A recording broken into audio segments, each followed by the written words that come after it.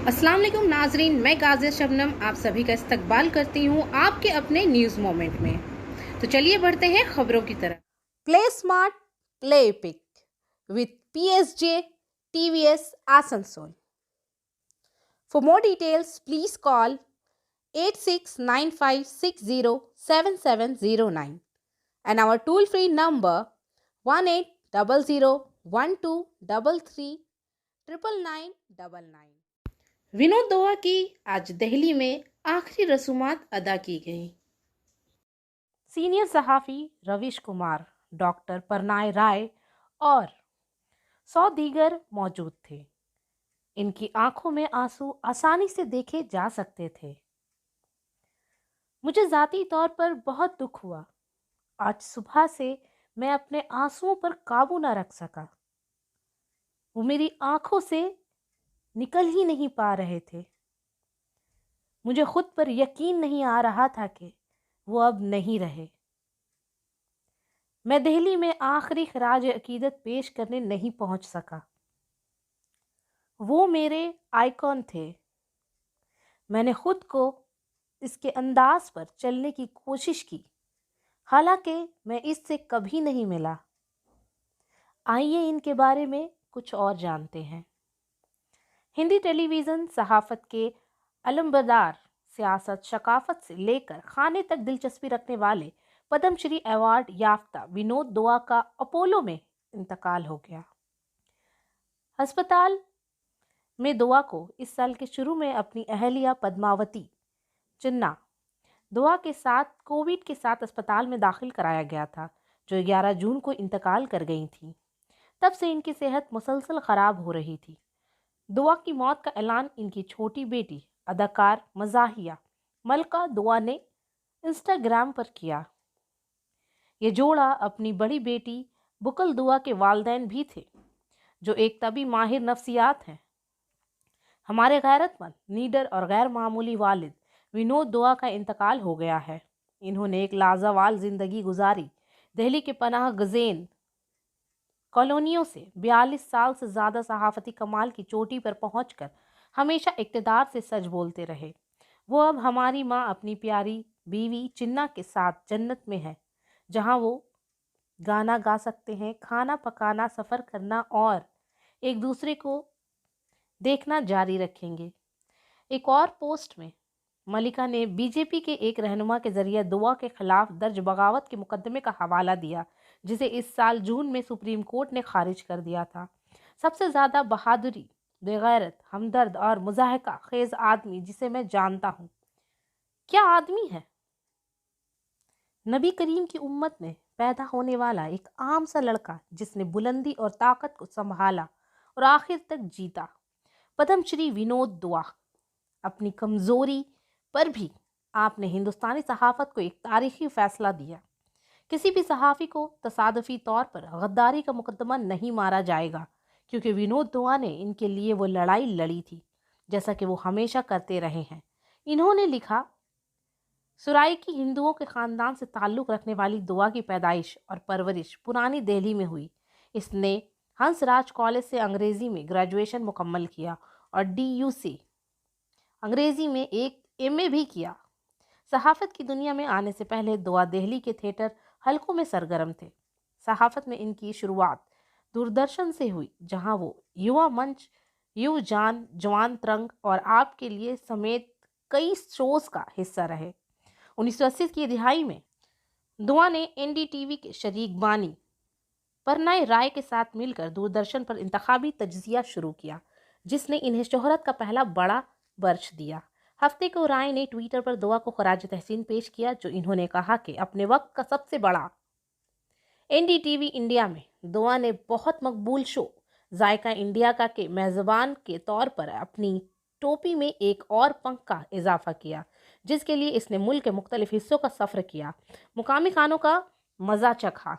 इनका catch fresh बहुत ही उम्दा इन तमाम पकवानों को बयान करने के लिए जो इसने छक के हर हिंदुस्तानी घराने में एक आम असलाह बन गई। ब्रॉडकास्ट जर्नलिज्म के साथ इनका दूर ख़त्म होने के बाद दुआ डिजिटल सहाफ़त के दायरे में दाखिल हुए, जब इसने DWire हिंदी में शमूलियत इख्तियार की। M.K. वीनू, दी वायर के शरीक बानी ने कहा कि वह एक फयाज आदमी थे और इसने एक पैसा भी चार्ज किए बगैर शो की मेज़बानी की। शुरू में वो सिर्फ इस वक्त हमारी मदद करना चाहता था जब हम दी वायर को काम कर रहे थे और बाद में शो करने का ख्याल आया। इसने कहा कि इसने बड़े ब्रांड से काफ़ी पैसा कमाया था और इसलिए इसने ये काम मुफ्त किया। वो एंटी इस्टेब्लिशमेंट जर्नलिज्म के पुराने स्कूल से आया था और इसके बड़ी पैरोकारी थी। दिल्ली में पहला ओमिक्रॉन केस तंजानिया से आने वाले को हुआ है।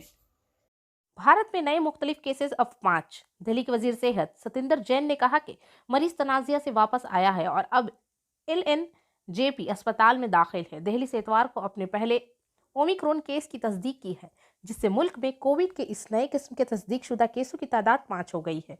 दिल्ली के वजीर सेहत सतिंदर जैन ने कहा कि मरीज तनाजिया से वापस आया है और अब LNJP अस्पताल में दाखिल है। तकरीबन 17 मुसाफिर जो पिछले कुछ दिनों में गैर मुल्की खतरे में मुकामात से दिल्ली पहुंचे हैं, कोविड पॉजिटिव टेस्ट करने के बाद इन्हें हुकूमत के LNJP अस्पताल में दाखिल कराया गया है। इनके नमूने जीनोम की तरतीब के लिए भेजे गए हैं। हफ्ता की शाम तक 13 बैनुल-अक़वामी मुसाफिर थे जिनके बारे में शबा है कि वो ओमिक्रॉन से मुतासिर हैं। हुकाम ने तस्दीक की कि इनमें तंजानिया से वापस आने वाला वाहिद शख्स अफ्रीका से था और बाकी का ताल्लुक यूरोप और अमेरिका से है। वारंट के ओमिक्रॉन अस्पताल को LNJP इलाज के लिए नामजद किया गया है। हालांकि ये दारुल हुकूमत में पहला केस है। मरीज के गले में खराश, कमजोरी और जिस्म में दर्द है। ओमिक्रॉन के मामलात में अब तक की आम अलामत के इतला है। दिल्ली वो तीसरा मुकाम है जिसने नई किस्म की शनाख्त की है जो पहली बार जनूबी अफ्रीका में पाई गई। ओमिक्रॉन के पहले 2 केस बेंगलुरु से रिपोर्ट किए गए थे, जबकि तीसरा गुजरात के जामनगर और चौथा मुंबई से था। कुल्टी असेंबली हलका के संतोड़िया में लैंड माफिया सरगर्म। मुकामी लैंड माफिया सरकारी तालाबों को भरकर गैर कानूनी वसूली में मसरूफ। इस सिलसिले में बताया जाता है कि आसनसोल म्यूनिसिपल कॉर्पोरेशन के संतोड़िया वार्ड नंबर 105 शेरशाह बाबा दरगाह रोड में ECL के अराजी पर वाक़या तालाब में नाला बनाकर पानी निकाला गया है। मुकामी ज़राए ने बताया है कि एक बड़ी साजिश की जा रही है। तालाब को भरो निकाला जा रहा है ताकि तालाब का पानी खुश्क होने के बाद बतदरीज तालाब को भरने का अमल शुरू कर दिया जाए और इसके बाद इस जमीन पर नाजायज कब्जा के बाद इसे पहले अपने इस्तेमाल में ले लिया जाएगा या इसे फरोख्त कर दिया जाएगा। ताहम इस वाक़े के इब्तिदा से ही मुकामी लोगों से संगतूरिया पुलिस इंतजामिया को मुकम्मल मालूमात फराहम की है। दूसरी जानिब ECL की ज़मीन पर तालाब होने की वजह से इसकी हिफाजत की जिम्मेदारी ECL इंतजामिया को होनी चाहिए, लेकिन सिर्फ एक ECL से MD ऑफिस से थोड़ी ही दूरी पर। लेकिन ये धोखाधड़ी कई सवालात को जन्म देती है।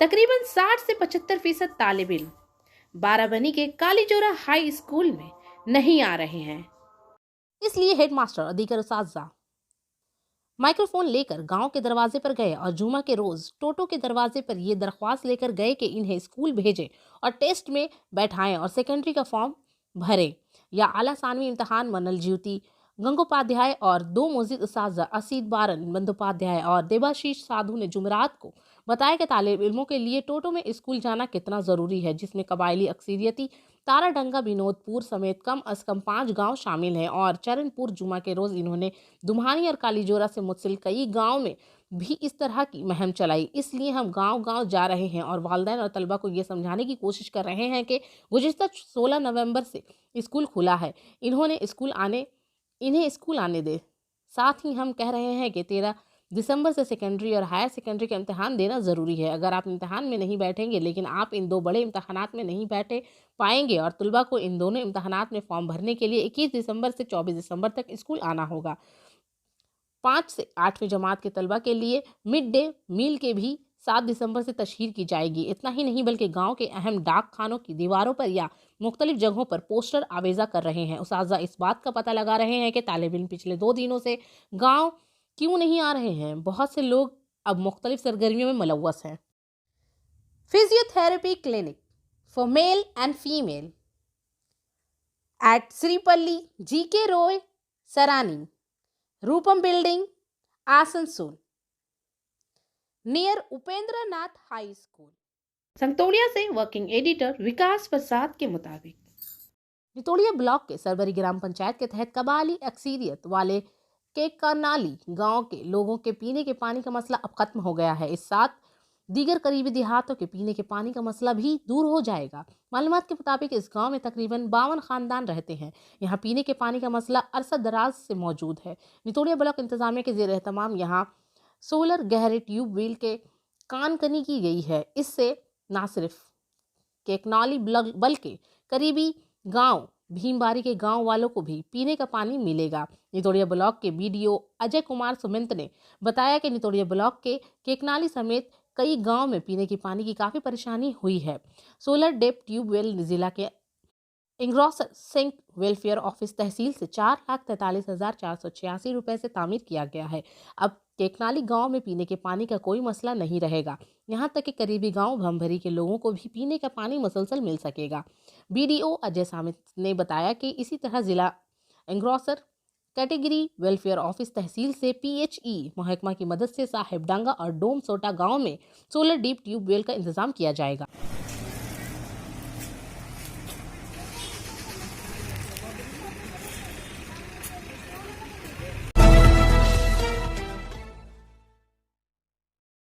Angel Vidya Mandir, a sure way to success.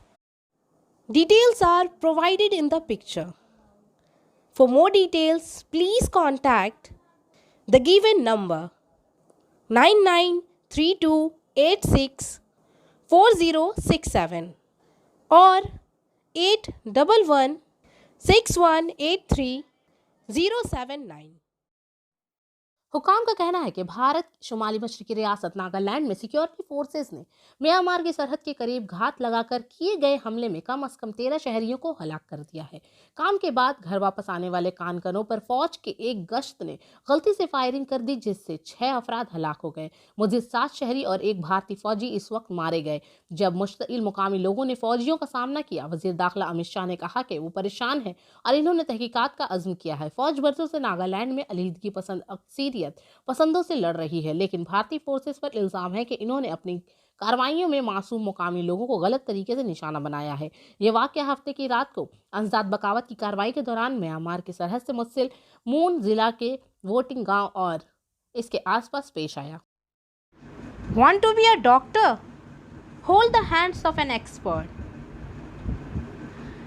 Coaching classes for medical NEET AIMS entrance exams by D.K. Lal Sir. Biology classes, zoology and botany. Regular classes for 11 and 12 BSc. And for more information, please contact 9832824975. Bareilly से अश्वनी श्रीवास्तव के मुताबिक बरेली में 12 लाख रुपए के डकैती का मामला सामने आया। यूपी पुलिस ने 1 माह के अंदर इस गैंग के सरगना समेत दीगर बदमाशों को पकड़ लिया। पूछगछ के दौरान पता चला कि ये वारदात भूत और इसके गैंग ने अंजाम दी है। यूपी के बरेली से एक दिलचस्प मामला सामने आया है। 7 नवंबर को बरेली में डकैती हुई थी। काफी कोशिशों के बाद पुलिस ने डकैती के वारदातों में मुलव्वस गिरवा को पकड़ा और जब पूछगछ शुरू हुई तो पुलिस को चौंका देने वाले मालूमात मिली। ये डकैती भूत और इसके टोले ने की है। अब पुलिस ने भूत और इसके गैंग को गिरफ्तार कर लिया है। 7 नवंबर को बरेली के निबामगंज में ताजिर जिलेस अहमद अपनी बीवी और बच्चों के साथ घर के ऊपरी मंजिल पर सो रहे थे। इसी वक्त तकरीबन 1 दर्जन नकाबपोश बदमाशों ने इसके घर पर छापा मारा और पूरे खानदान को हथियारों के जोर पर बरगमाल बना लिया और नकदी और जेवरात समेत तकरीबन 12 लाख रुपए लूट लिए। एसएसपी रोहित सजवान ने बताया कि कई टीमें तश्कील देकर सरपरस्तों को पकड़ने की कोशिश की गई है। इस दौरान पुलिस को मालूम हुआ है कि फरहान के गैंग ने, जो कि दोस्तों और गैंग के अरकान में भूत के नाम से मशहूर है, ने इस डकैती को अंजाम दिया है। वाकये के 25 रोज बाद पुलिस ने वारदात के इंकशाफ करते हुए भूत गैंग के 10 सरपरस्तों को गिरफ्तार कर लिया है, जबकि 2 सरपरस्त ताहाल फरार हैं। पुलिस ने ताजिर के घर से लूटे गए जेवरात और 2.5 लाख के नकद के साथ बदमाशों से 5 पिस्तौल भी बरामद किए हैं। लेटेस्ट ज्वेलरी डिजाइन्स के लिए अभिनव गिनी हाउस में जरूर आएं। बानपुर से सुरजीत सेन गुप्ता के मुताबिक वार्ड 95 में बंग जनानी वाहिनी आसनसोल जुनूबी असेंबली हल्का की जानिब से वर्कर्स कॉन्फ्रेंस का इनेकाद किया गया। इस तनाजुर में मगरबी बर्दवान जिला बंग जनानी वाहिनी की जानिब से तंजीम के अहदेदारों ने बताया कि वजीर आला ममता बनर्जी की तरगीब से और बंग जनानी वाहिनी के रियासती सदर और MP मलाय राय के रहनुमाई रियासती कानून और आवाम वर्कर्स मिनिस्टर मलाय घटक इस वर्कर कॉन्फ्रेंस का एहतमाम किया गया। बंग जनानी वाहिनी की ये मुसलसल कोशिश रही है कि समाज के पिसे हुए तबकों से ताल्लुक रखने वाले ख्वातीन को किसी तरह ऊपर उठाया जा सकता है। बंग जनानी वाहिनी के तृणमूल कांग्रेस के अरकान हमेशा ख्वातीन के हौसला अफजाई करने की कोशिश करते हैं ताकि वो अपने अपने शोबों में बेहतरीन बन सके। इस पर्सनल कॉन्फ्रेंस के इनेकाद के लिए साबिक काउंसलर भरत दास, वार्ड सदर मलाय बैत, बंग जनानी वाहिनी के वर्किंग सदर रीना मुखर्जी, जनरल सेक्रेटरी कमल सिंह, नायब सदर संगीता हेला, आसनसोल साउथ ब्लॉक सदर गोपा विश्वास, ब्यूरो सदर खुशबू रियाज और पंपा माझी वार्ड 95 की सदर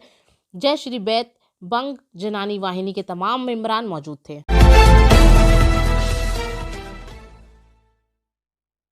डिविजनल रेलवे मैनेजर आसनसोल के जरिए अंडाल में डाउन विमान लाइन का मुआयना और आसनसोल डिवीजन के MSSL साइडिंग की लाइन नंबर 2 का इफ्तिताह। आसनसोल में Shri Parmanand Sharma divisional railway manager Asansol division ने आज 3 दिसंबर 2021 डाउन सेक लाइन अंडाल के मुआयना किया। श्री शर्मा ने साइडिंग ट्रैक्स, दफातर और दीगर सब सिस्टम का मुआयना किया। श्री शर्मा ने जल्द ही बॉक्स बहाली की सहूलत शुरू करने के लिए डाउन और अपलाइन का भी मुआयना किया। डिवीजन रेलवे मैनेजर ने MSSL के नुमाइंदे के साथ अंदरून और बैरूनी लोडिंग में इजाफे के हवाले से मीटिंग भी की। Shri Parmanand Sharma divisional railway manager Asansol के साथ श्री MK मीना अपर डिविजनल रेलवे मैनेजर ने तापसी में सुपर स्मेल्टर्स लिमिटेड साइडिंग पर लाइन नंबर 2 का इफ्तिताह किया ताकि आमतौर पर रेक की नकल व हरकत और आसनसोल डिवीजन के मजमूई लोडिंग का कारकर्दगी को बेहतर बनाया जा सके।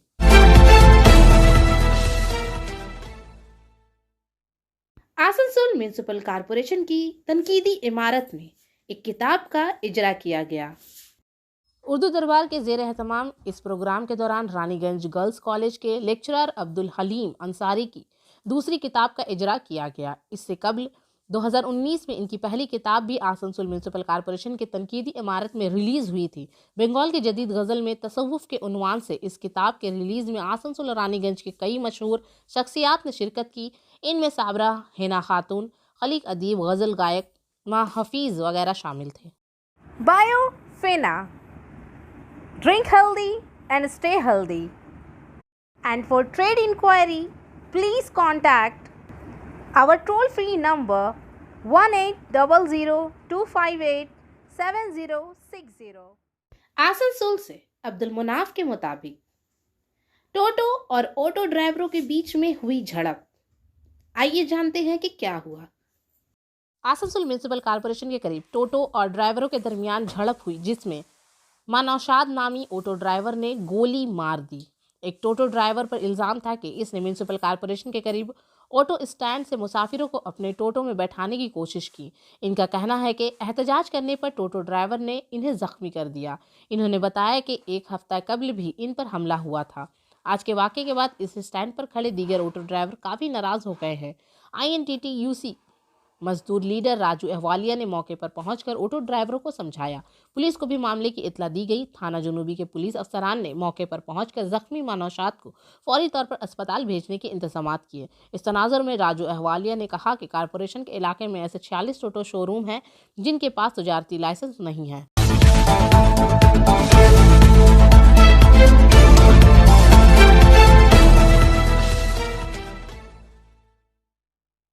भारतीय जनता पार्टी आसनसोल जिला दफ्तर में प्रेस कॉन्फ्रेंस करके आसनसोल म्यूनिसिपल कॉरपोरेशन इंतखाबात में बोर्ड बनाने का दावा किया गया। साथ ही म्यूनिसिपल कॉरपोरेशन के अहदेदारों पर ज़ख़ीरा अंदोज़ी, पार्किंग में करोड़ों के हेराफेरी के इल्ज़ामात लगाए गए। इसके साथ मुबसर की तकर्रुरी को भी निशाना बनाया गया। इस दौरान बीजेपी के जिला convener Shubhram Barman, MLA doctor Ajay Poddar, साबिक काउंसलर अभिजीत आचार्य, बग्गू ठाकुर, आशा शर्मा, मधुमिता चैटर्जी, युवा मोर्चा के जिला सदर अरिजीत राय, सुदीप चौधरी वगैरह मौजूद थे। जतिंदर तिवारी ने कहा कि पिछले 1 साल से आसनसोल म्यूनिसिपल कॉरपोरेशन में एक इंतजामी बोर्ड है जिसकी वजह से यहाँ तरक्की रुक गई है। इन्होंने कहा कि आसनसोल म्यूनिसिपल कॉरपोरेशन का कहना है कि तरक्की के लिए कोई फंड नहीं है। जब ज़ख़ीरा अंदोज़ी और पार्किंग के लिए 3 करोड़ रुपए वाजिब अलदा हैं, इन्होंने सवाल किया कि म्युनिसिपल कॉरपोरेशन ने इस बकाया रकम के लिए पुलिस में शिकायत क्यों दर्ज नहीं की। इन्होंने कहा कि कॉरपोरेशन की जानिब से ताज़ा टेंडर तलब किया गया है और कहा गया है कि जिनके रकम वाजिब अलदा है वो टेंडर का हिस्सा नहीं बन सकते हैं। जतिंदर तिवारी ने कहा कि बहुत से लोगों के पास बहुत से तजारती लाइसेंस हैं। अगर म्युनिसिपल कॉरपोरेशन एक तजारती लाइसेंस को ब्लैक लिस्ट करती है तो ये दूसरी तजारती लाइसेंस का इस्तेमाल करते हुए टेंडर के अमल का हिस्सा बन जाएंगे। इन्होंने आसनसोल म्युनिसिपल कॉरपोरेशन चलाने वालों पर इल्ज़ाम लगाया कि वो अपने लोगों के लिए टेंडर हासिल करने के लिए नए टेंडर तलब कर रहे हैं। आइंदा बल्दियाती इंतखाबात के ताल्लुक से जतिंदर तिवारी ने दावा किया कि अगर मुनसफाना इंतखाबात होते हैं तो बीजेपी को 80 वार्ड जीतने से कोई नहीं रोक सकता है। इन्होंने दावा किया कि आने वाले बल्दियाती इंतखाबात में बीजेपी का बोर्ड बनेगा।